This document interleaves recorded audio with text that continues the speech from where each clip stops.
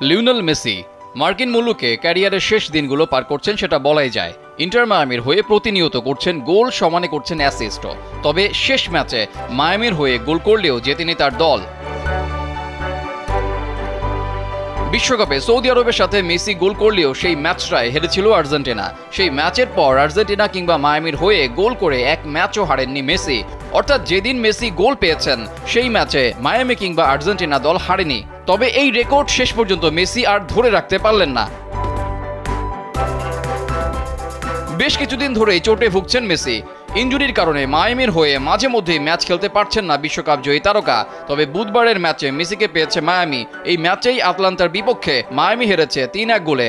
১ মিনিটে নগদ Islamic account খুলতে ডায়াল করুন *167#। টানা ১০ ম্যাচ ধরে অপরাজিত আছে মেসি সুয়ারেজদের ইন্টার মায়ামি। তবে অপরাজিত থাকার যাত্রাটা শেষ পর্যন্ত ধরে রাখতে পারল না তারা।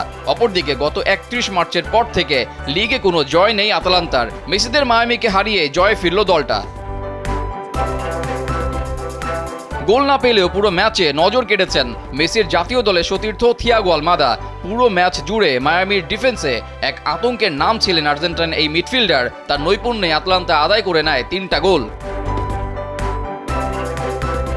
যদিও ম্যাচের ৪ মিনিটে গোল পেতে পারতেন আর্জেন্টাইন অধিনায়ক লিও মেসি, তার করা হেড জালের দেখা পায়নি, ক্রসবারের উপর দিয়ে চলে যায়। তবে আটলান্টাকে প্রথম গোলটা এনে দেন লবজিনিচ। প্রথমার্ধের শেষ মিনিটে মাঝমাঠ থেকে বল টেনে বক্সের বাইরে থেকে দূরপাল্লা শটে গোল করেন এই মিডফিল্ডার। বিরতির পর ম্যাচে ফিরতে মরিয়া হয়ে ওঠে মায়ামি। তবে ৫৯ মিনিটেও আরেকটা গোল হজম করে পিছিয়ে পড়ে তারা। এই গোলটিও আসে প্রথম গোল করা লবজিনিচের পা থেকেই। ৩ মিনিট পর অবশ্য মায়ামির ব্যবধান কমান মেসি। চিরচেনা বাঁ পায়ের কোনাকুনি শটে আটলান্টার জালে বল পাঠান। তবে ম্যাচে ফিরতে পারেনি মায়ামি। উল্টো ৭৩ মিনিটে আলমাদার দুর্দান্ত পাসে সহজ গোল করে আটলান্টাকে ৩-১ গোলে এগিয়ে দেন তিয়ারায়।